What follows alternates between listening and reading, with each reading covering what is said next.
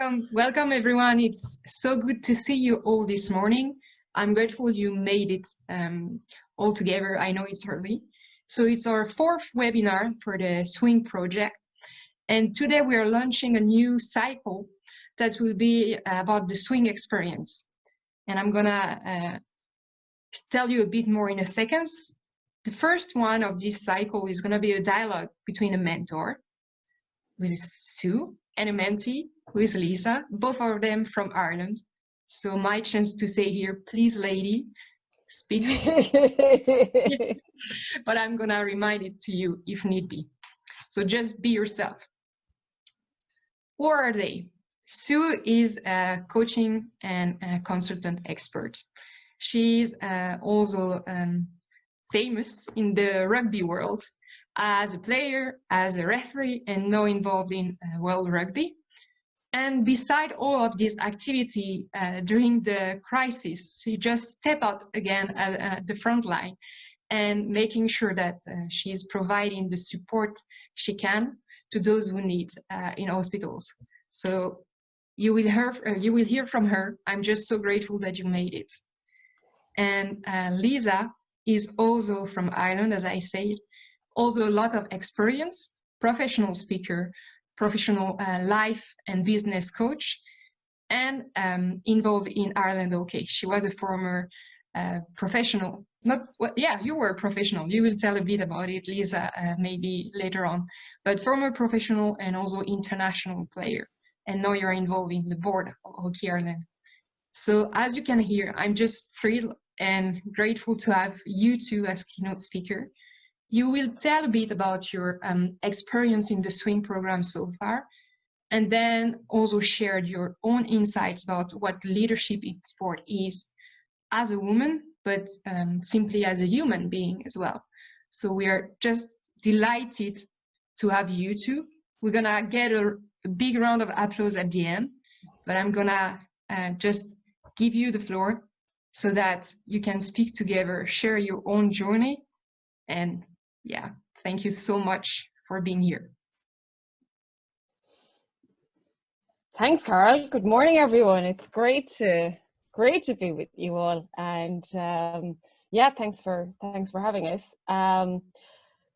So maybe to start, I'll just say a little bit more about me, and Lisa, maybe if you do the same, and we can get stuck in about the experience. So yeah, I started as a psychiatric nurse. So when Carole talks about going back in the middle of the crisis, I've re-registered as a nurse, and I'm spending some days every week working in the local hospital, which has been an extraordinary, incredible experience, and really grateful that I can provide something.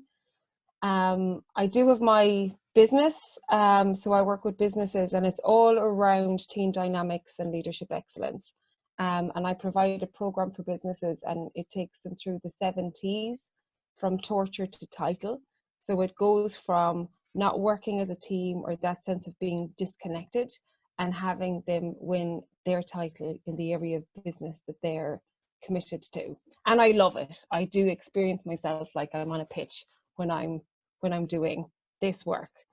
And then in rugby, Carole captured it. But one of the experiences to highlight, when I got involved in rugby first, I did not know women played rugby. I'd qualified in college, I'd already started working, and someone said to me, "Oh, you're into sports, do you want to try rugby?" And I was like, "Oh, that sounds great. Like, I'll definitely give it a go." But I had no idea women played rugby. So in about a 20-year span, things have moved hugely. And I got very involved in committees in Ireland and progressing the women's game in Ireland. And from there, I was appointed the Women's Development Manager with World Rugby, and that became my job. And I did that for 7 years, and we grew the game globally from 4% of the global playing population to 25%, and really set a foundation and a profile and a competition structure that could then be built on. And since I left World Rugby, which is just over 4 years ago, Ireland we've done a lot to progress the women's game. And after the Women's World Cup in 2017, which we did not perform well in, there were a lot of challenges and a lot of criticism of the union, that they weren't doing enough with the women's game. So I contacted the union and I said, look, I can help you. How can I help? And from there, they appointed me to lead the strategic review, and they appointed me to World Rugby Council. So I'm the first Irish female on World Rugby Council. So there's some of the snippets of the journey. I've had various experiences of being mentored and mentoring, coaching and being coached, and it's been fabulous to be involved in the SWinG program, and we'll share some experiences about that, and delighted to be connected with Lisa. But let's hear from Lisa first, some highlights from your journey. Morning, everybody. A lot of the mentees in the program will know my background. So I spent almost 10 years playing international hockey and also some rugby sevens. And while I did that, I was studying. So I did psychology and executive coaching. But really, while I was playing sport, that was very purposeful, and I didn't have much direction from a career point of view. And really, while I was playing and just afterwards, I ended up speaking in businesses very much because people who I knew thought there might be a benefit for me to come in and speak to people, but it wasn't so much by choice. But in the last year and a couple of months, I've probably had quite a life-changing experience, I would say. So starting from with the European Hockey Federation, going to a weekend that was a female leadership forum, and hearing some speakers talking about their different roles in sport from all over Europe. And a couple of things that weekend really kind of poked me to go, geez, maybe I could get involved. And very quickly there was an opportunity to go onto the board of Hockey Ireland. And Hockey Ireland is, I've played many roles in it, obviously as a player, as a coach, in my club, on a committee, loads of different things. I didn't really know about the board, to be honest, or what that meant or anything. But I threw my hat in the ring and got basically elected onto it. And just the very nature of having that experience has given me the opportunity to develop capability I just didn't really know I had before then. So I've just been kind of navigating my way, doing the best that I can, and kind of realizing some really important things that if you had asked me 18 months ago, would I be here today talking to you, you know, with kind of crazy experience in that time, I would have said absolutely not. So hopefully today some of that will come out, and I know Sue and I both love questions, so we're hoping at the end there'll be loads and loads. Type them in on the thingy if you have questions as you go along. Brilliant. So maybe the place to start is like, you know, like what had you jump into this program, Lisa? Like what, and there's a sense of that from what you said, but maybe in as well as kind of maybe saying a little bit more about that, it's like what were you hoping for from your mentor, like from being matched with a mentor? Geez, good question. I was hoping for someone with experience of navigating challenge, I suppose. It wasn't, I was looking for somebody to challenge me, to be honest. I remember filling in the form and I was like, I want somebody who's going to absolutely pull me, push me, challenge, you know, I wanted that. And probably that's because I had started to get involved in the board and understand, you know, it's kind of complex. No decisions or conversations are easy, and just to have a space and a person to work through that with. And I suppose also to connect into the network of people. So not just you and I, but what could I learn from the other mentees or from the network? That was my main thing. What about you? Yeah, so for me, like I jumped into this, like I'm still very influenced by that moment of realizing that I didn't know women played rugby.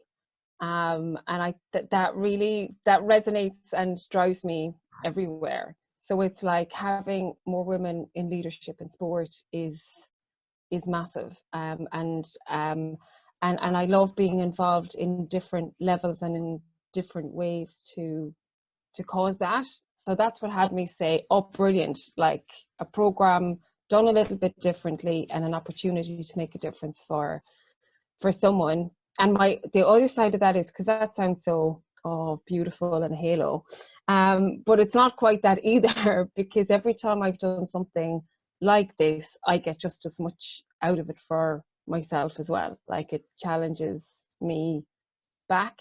So it's not all give. Like, there's what you put into it. I certainly experienced getting something back. And then in terms of mentee, like I don't mind who I'm matched with. I get excited going, oh, who am I going to be matched with? And it was so funny. I was going off to Paris going, right, who am I going to be matched with? And it's like, oh, someone in Dublin. All right then. So that was unexpected. And then it was like, this is amazing. We get to meet and connect and work together, and it's perfect.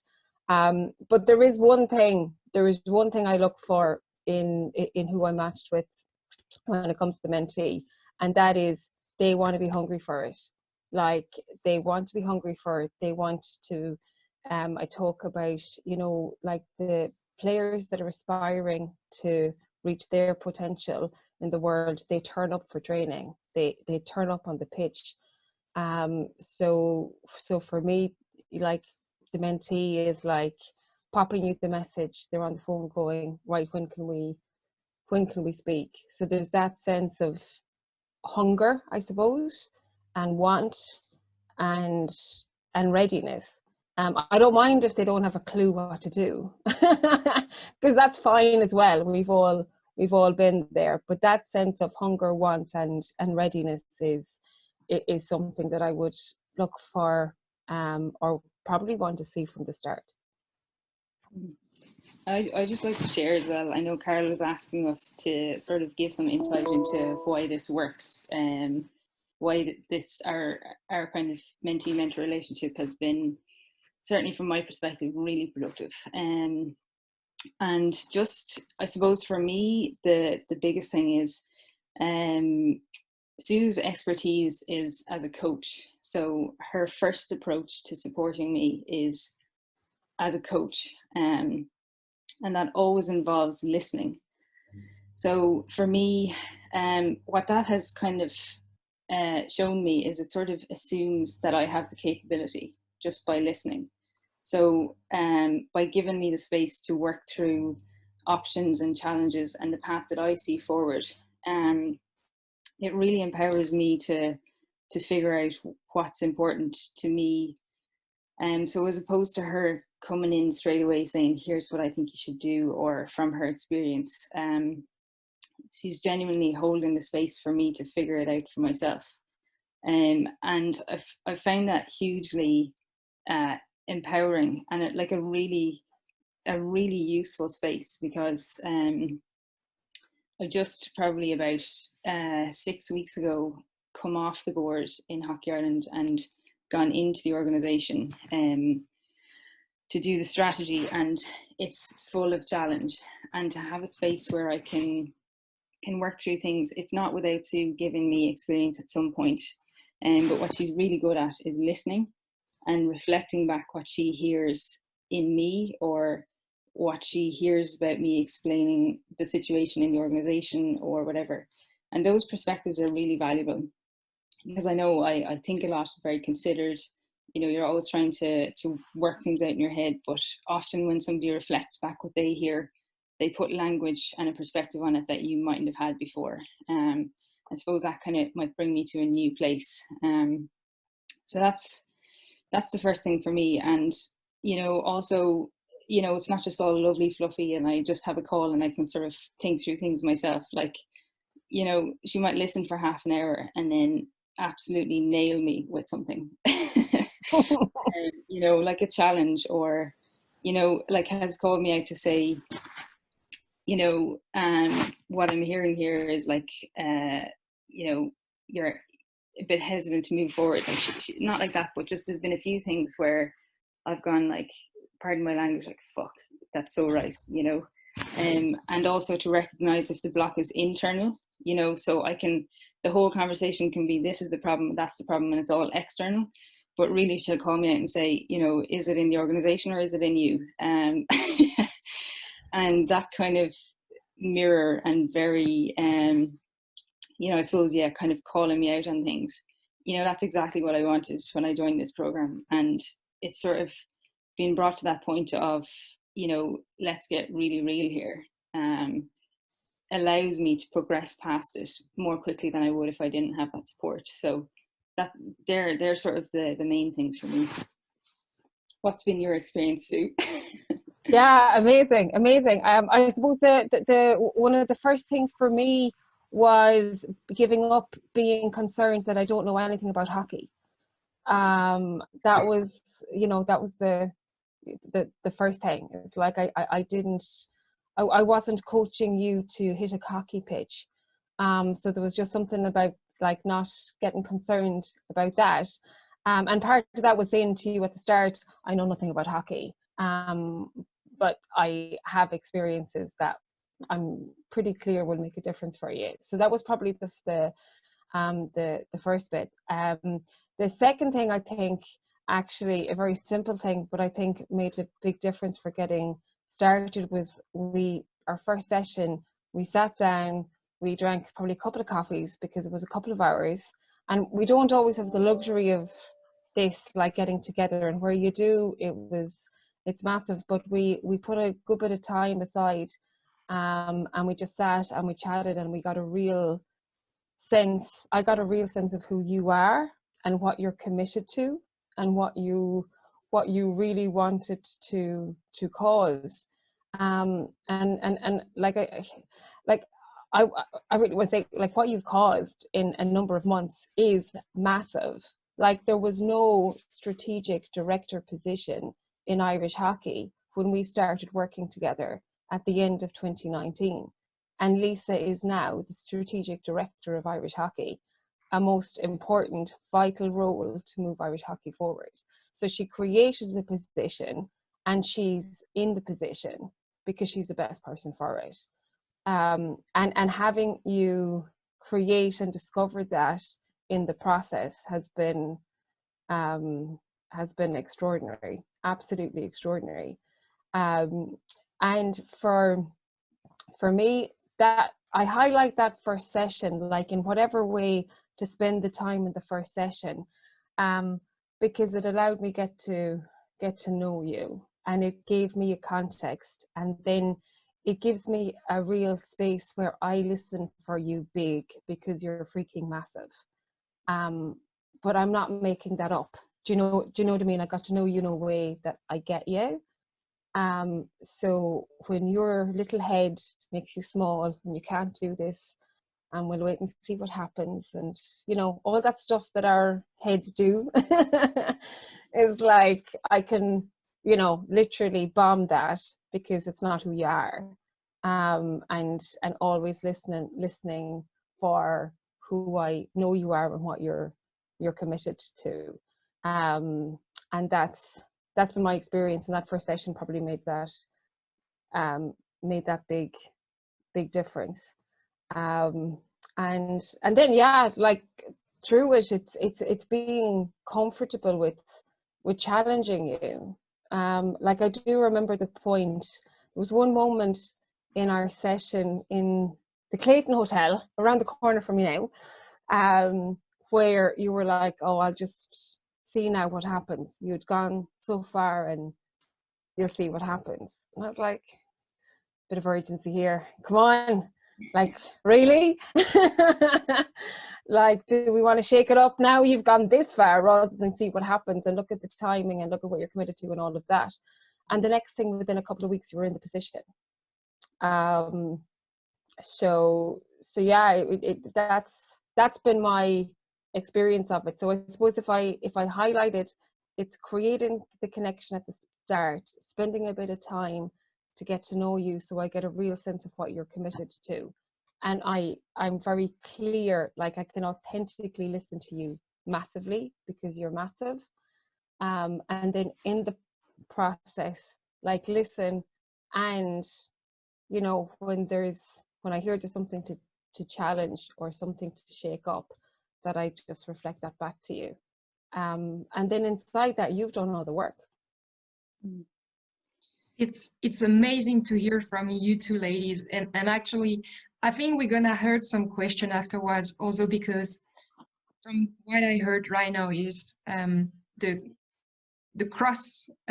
intersection between mentoring and coaching, that is very interesting, but also the fact that you two are among the privileged one in the couple of SWinG mentors and mentees, because you could meet each other live, face to face. And I think it's going to be interesting to hear your sense of perspective of how it would have been if you couldn't have this face-to-face coffee and just online, but we can go back to it. But I think it's going to be one of the questions.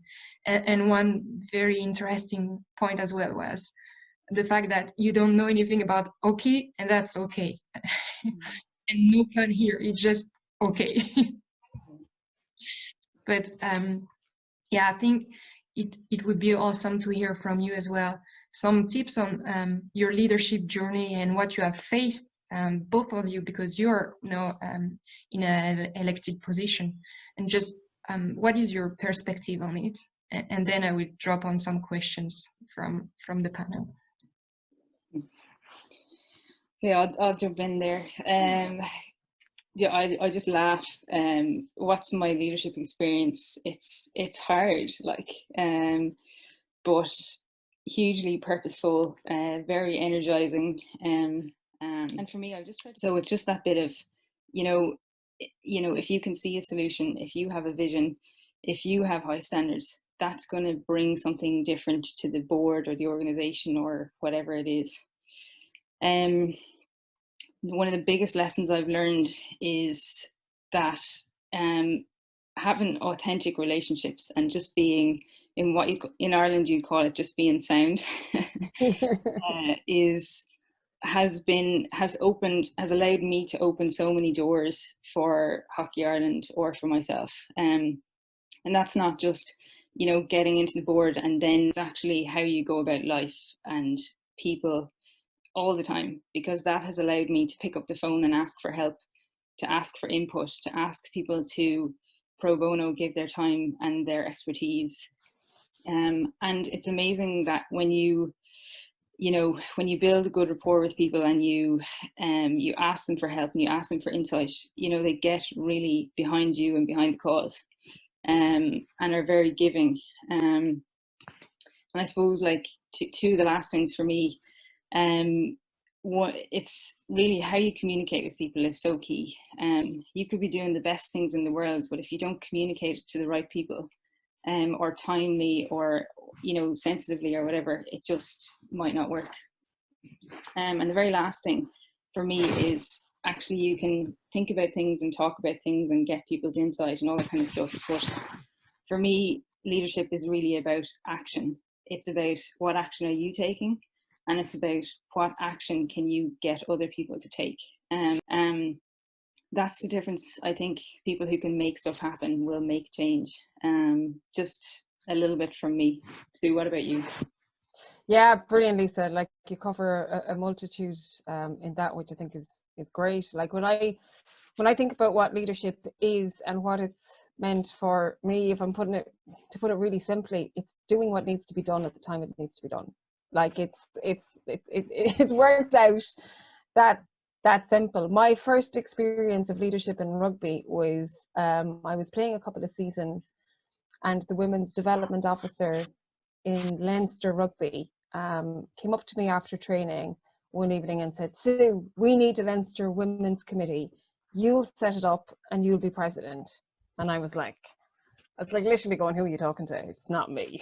Like, I know nothing about committees, and I could never be a president. Like, I'm from the countryside in the west of Ireland, like, know nothing about the likes of that.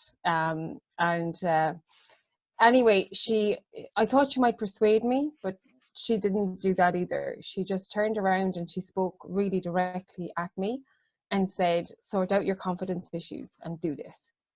And like, she shocked me to saying, oh, okay, right. And then I was like, oh my God, what have I said yes to?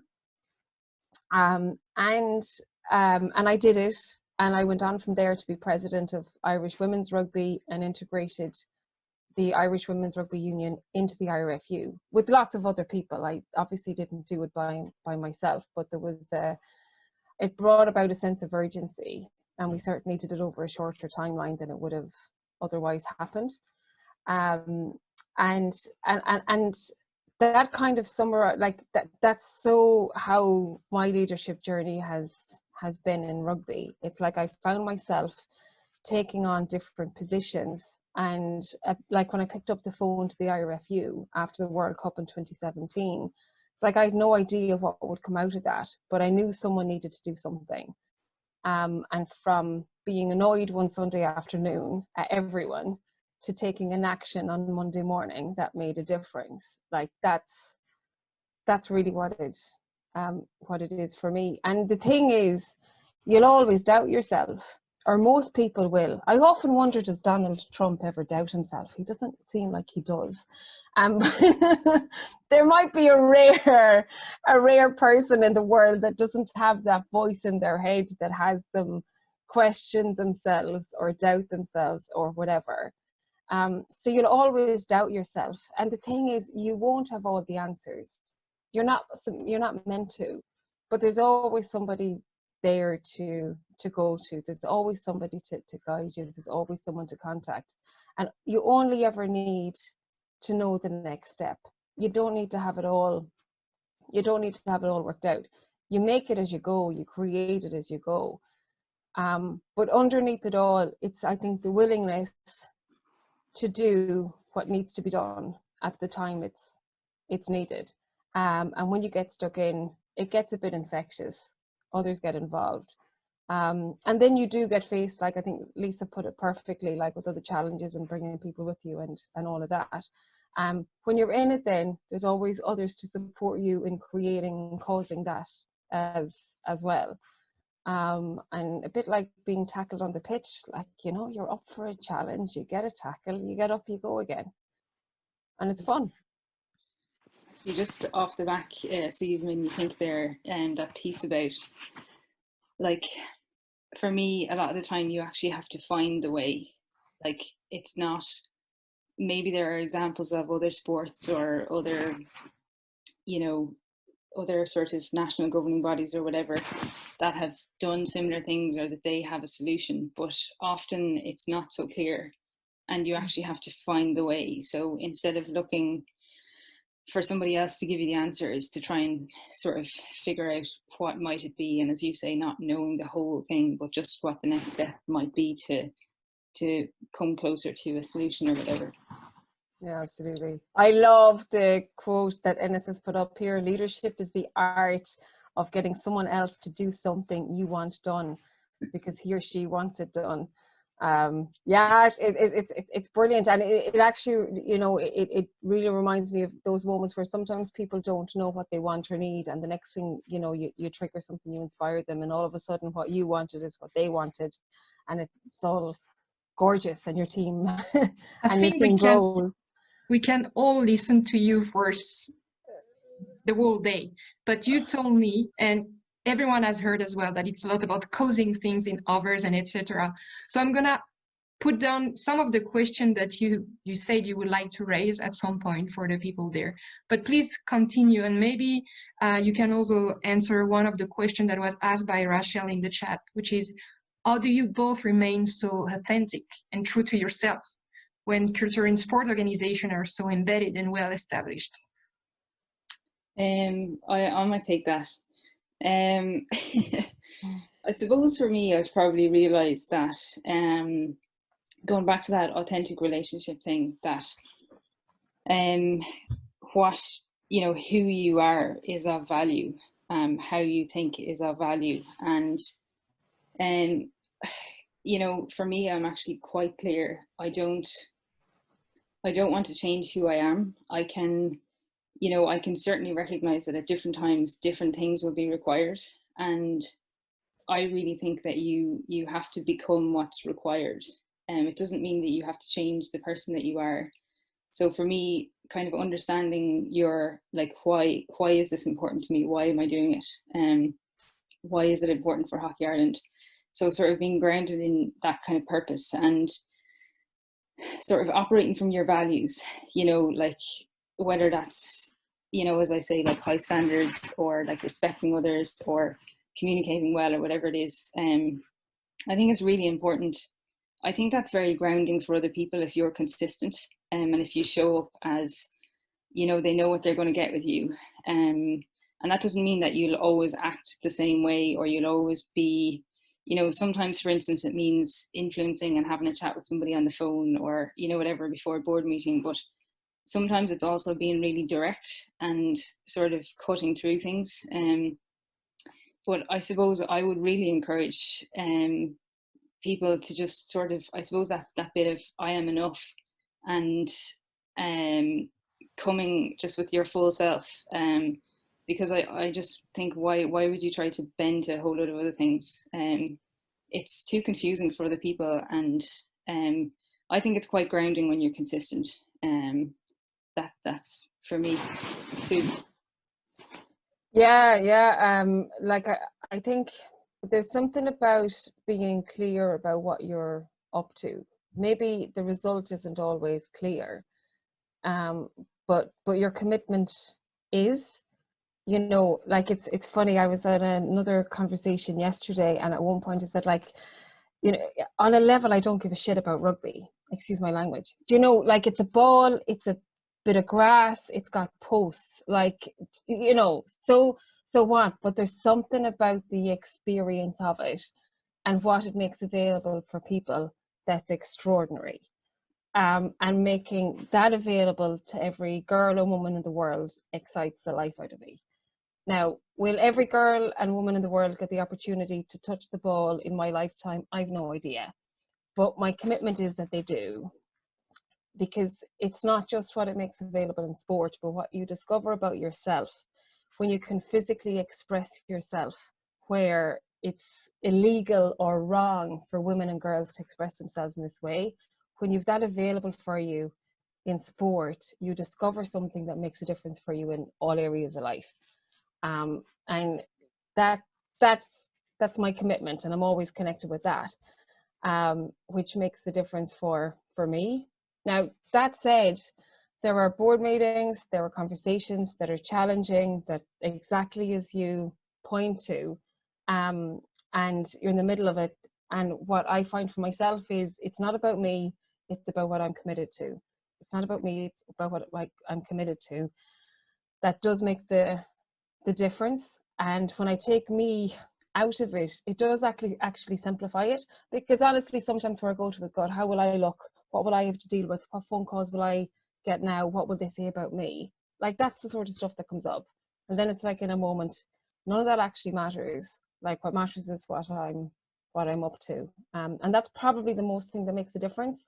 And in the middle of it, people I can pick up the phone to and go, you know, and such like things makes a difference. Because don't forget, and there's mentors and in this conversation this morning as well, like, I have my mentors, I have my people to go to. You never know it all, you never have it all worked out. There's so much to cause, and we all have that crazy human in our heads that doesn't particularly help us, you know, that voice that kind of holds us back. So we always have that to deal with. So yeah, there's some of the things. Speechless listening to you two as well, because what you just said, the two of you, about leadership, and also Sue about the commitment, echoes strongly with one of the exercises that we had in Copenhagen with the mentee session, that was, I am a commitment to. And just what you said impersonate why it is so important to be grounded, and that's the word also from Lisa. So thanks a lot, you two, for this. I will just open the floor now to the questions and etc.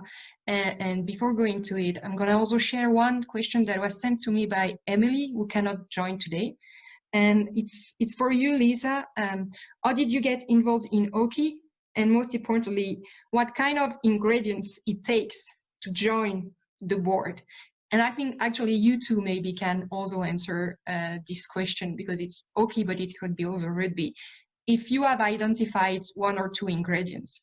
To me, we had some hints already from what you say, but just curious to hear your view on it. I started hockey when I was in secondary school, actually, and just from there, went from there. Ingredients for going onto the board. I think like an open-mindedness and a respect for diversity and everybody's opinion. And, you know, I think for me, I always go into a board meeting with sort of my research done, with some potential, if there's something I don't agree with solutions, an alternative solution. But I think just being, you know, I also am very open to hearing what other people say. And so I sort of have a sense of what I think. If I had to vote on something as soon as I went in, I would know where I sit, but also with an openness to however the discussion opens up and being part of a collectively good decision. And I suppose, you know, probably what I've learned, I was probably quite quiet when I went in and didn't maybe articulate myself openly or whatever. I always like to listen to what people say. I'm rarely the first person to speak. I'm always closer to the last. It helps me to think better. But I just think it's really important that you communicate what you do actually think, even if it's not something certain in that moment, is to say, here's where my head is at now. Because if you don't, the group loses the value of your insight. So yeah, I think open-mindedness, respecting diversity, and courage to communicate what you think would be the initial piece. Then you can just learn. Yeah, I agree with all of that. I think there's something, and it might be obvious, but maybe stating the obvious is no bad thing. Like, you want to do it for the sport first and foremost. You know, you really want to be passionate about making the difference in the sport or whatever the area the board covers. And I think if you're passionate about that, the only thing stopping you is the, you know, usual human doubts that are in your head. So I think once you can see, I've something to offer here, I want to make a difference, you go for it, and you deal with all of that doubt and everything else in it, and as Lisa said, then you learn. But you want to do it, like, I'm clear, once you do it for the right reasons, the skill set that you have will show up, and you'll get to develop those skills, and you'll become effective in the board. It's doing it for the right reasons. The reason I say it like that, particularly because I'm speaking to women, is we tend to examine, are we good enough? And do I have the right skill set? And do I have, like, even the question points to that. And it's like, if you care enough about the sport, you've got the right skill set, go in and discover it. It's for me, it's like that. Just one last thing I'd add to that on a board.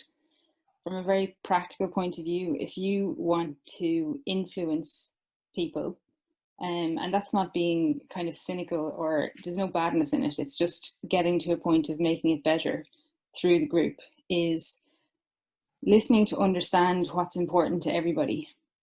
Because if you understand where people come from, or what's important to them, or why they're conservative, or why they want a certain thing, then when you speak to them, you can speak to what's important to them.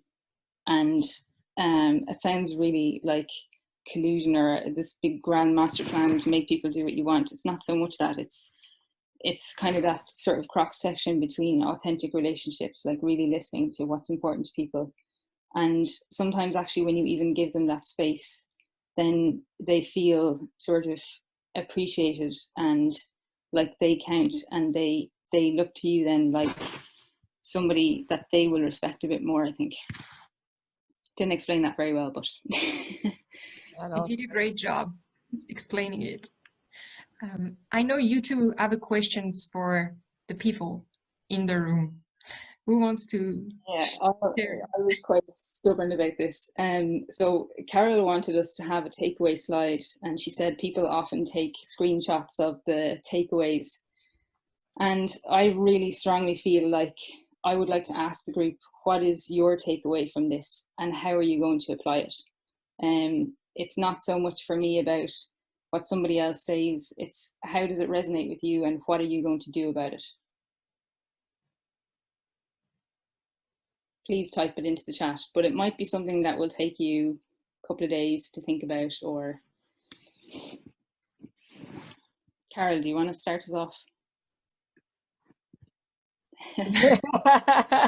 I'm as speechless as many of the person here, or I'm forcing myself to be speechless, in the sense that I love your idea and I truly believe that's great, and I'm looking forward to hear what people felt and think about your insights, the two of you. It was amazing to hear it. What a great gift that you're giving to yourself and that you're sharing with others. So thank you. And maybe just to start, that's what I've been writing in the group. The quote of Sinead, that leader eat last, and that's what something that also Shashka mentioned during her webinar. And you brought in a kind of new dimension to it, or new perspective, that maybe it's also that they speak last, which is something that might be controversial to what people think of leaders that are charismatic on the stairs and etc. So I just love it, and I will take it as my own takeaway if I have to choose just one. Brilliant. There's something just that I'm just thinking as you're speaking, Carole, as well. You know, the mentor-mentee relationship isn't always such smooth sailing, or it doesn't always go this way. So if you're sitting there going, you know, we're starting, stopping, we're chucking along, or we haven't really gotten started yet, or oh Jenny, you know, we're doing it wrong, or whatever, it's all normal, it's all perfect. Like there's no perfect way for this relationship to go, and sometimes you come together and it's like, you know, takes off like this. Other times it doesn't go so smoothly for lots and lots of different reasons. None of that is a problem. There's really none of that's a problem. So if you're having any experience like that, I'd really love this morning to make a difference for you as well. So, you know, is there one thing you're hearing that actually, maybe for a mentee, it might be, oh, I haven't even spoken to my mentor, or I haven't spoken in so long. Like, not a problem. Just pick up the phone and go, right, what I got this morning was I just need to give you a call. Or it might be, look, I want to get straight with you. This isn't working, you know. It might be just a simple thing for something to say. There may be a conversation to have with Carole. So what I really want you to get is just have a look wherever you are in the relationship. There's something to get, there's something to learn, and there's a difference you can make with that this morning. It doesn't have to look like how this has looked with me and Lisa. And regardless where you are, it's actually the perfect relationship, even if it feels like a disaster. Yeah, and I think for me, like when you're leading anything, you just can't do it on your own. You have to work with people, and whatever it's like with your mentor, whether that's challenging for you or it's not quite the way you expected it might be or whatever, there's actually, for me, there's a huge benefit in using that to learn how to deal with difficult situations or not quite as you expected. You know, how are you choosing to act with what you have in front of you? And there might be loads of different options with that. It could be, this isn't working for me, or it could be, do you know something, I might have to work with somebody like this, somebody who is, you know, potentially you see as above you or in a hierarchy, and how are you going to influence them, or what are you going to say to bring about what you want to happen? Seems everyone is shy in this chat room. I mean, we've got some very nice takeaway, and I don't know if you had the chance, Sue and Lisa, to read them. It's, I love it. Thanks, Rachel, to pop another one. Yeah, I don't want to end up this chat because it's very inspiring, and obviously it is for others as well, from what I can see in the reaction. But is there anyone who would like to share one takeaway with mic open? Please do.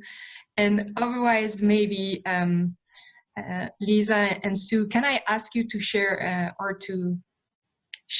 one challenge that you would like to give to people around the table, like one task that you are inviting them to do in the coming days or month or whatever? Yeah, I probably thinking about it again from when I was a player. You spend a lot of time practicing and only, you know, a very short amount of time playing matches or at tournaments. And I just think, I know that this whole process of SWinG is to try and get onto a board. If you're not on a board, find a committee, a local committee, a school board. It doesn't have to be a national level or international level or anything like that, because the processes are similar, dealing with people, coming to decisions, learning how to interact. All of those things are a place to practice, and will give you confidence when you can see how you can work and communicate and stuff. So just find something to get involved with. I think the biggest thing maybe for Sue and I is that I've had a serious piece of work and loads of stuff to navigate. The challenge is right there in front of me. So find the challenge, like just find the challenge anywhere, whatever that is, and get involved. And then I think you've a piece of work to work on, and it will build your confidence. Sue? Yeah, geez, a challenge. Carole, you didn't flag this one. Shani Max.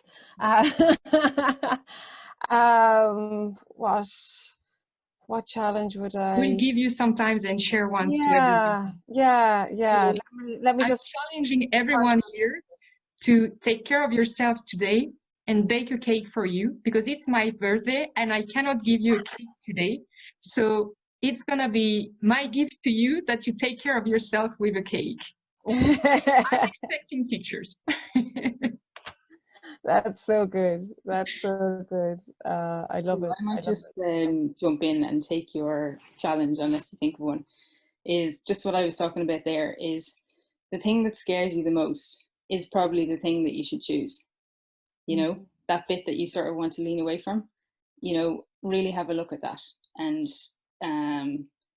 I think you have to choose it. You know, you have to say, oh God, this is scary and maybe messy and maybe it won't end well, but actually I'm going to choose to get in the ring, and I'm going to, you know, exercise some control over the outcome because I'm in the ring, as opposed to thinking about it. Yeah, brilliant. It fits exactly, because the one thing I was thinking around is like putting yourself in, taking on something uncomfortable in the next week. It could be the smallest thing, it could be the biggest thing. It might be making a phone call to someone that you think, God, I should talk to them, but I don't need, you know the way we put that off. So it could be a phone call with someone, it could be, you know, taking on something you've been putting off. But in the next week, just put yourself in something uncomfortable just because you decide to, and see what you discover, and share with us what you discover. That's what I would invite you to do. What a gift. Okay. Yeah, and the other thing is, like and I've been, you know, guilty of this in different things. Like, we're a team of mentors and we're a team of mentees, and I know we've been assigned one-on-ones, but I think it's a great opportunity. I'm certain present when I look at all the faces and names, that there's a big team around us, and actually maybe we can engage with each other, you know, more. Like I've worked with Lisa, I've been in touch with Ines because it's been amazing, and she happens to be in Dublin. But certainly for me, something I'll take on for myself is actually engaging with the wider community, because I haven't been doing that, and it's great to get present to how massive it is and how much of the continent it covers with all the different countries. It's really exciting. And just on that, like I know we're talking about myself and Sue are paired, but I unapologetically use Inez and Marika at times. Inez gets a call from me every other week because she has hockey background. So I think it's not that you need a whole train of a load of people, but having a really good inner circle. Too many is too much, but yeah, so if you know anybody in it, just use them, because just having different perspectives and experiences is, you can always decide what you want to do with that at the end of the day. But yeah, thank you, Ines and Marika as well. I love this ending, and I'm just gonna put a cherry on the cake, saying that in the SWinG community we also have the partners. Some of them are on board on this chat as well. And Lisa, you mentioned Mariska, she is involved as a representative of EHF and the partnership. So definitely that's a nice way to end it, saying that you do have your partnership or your relationship with your mentor or your mentee. But I hope that you also felt there is more to this in the SWinG community, and you can rely on all of us. And that's a wonderful way to end this webinar. Maybe it's going to be a takeaway for someone.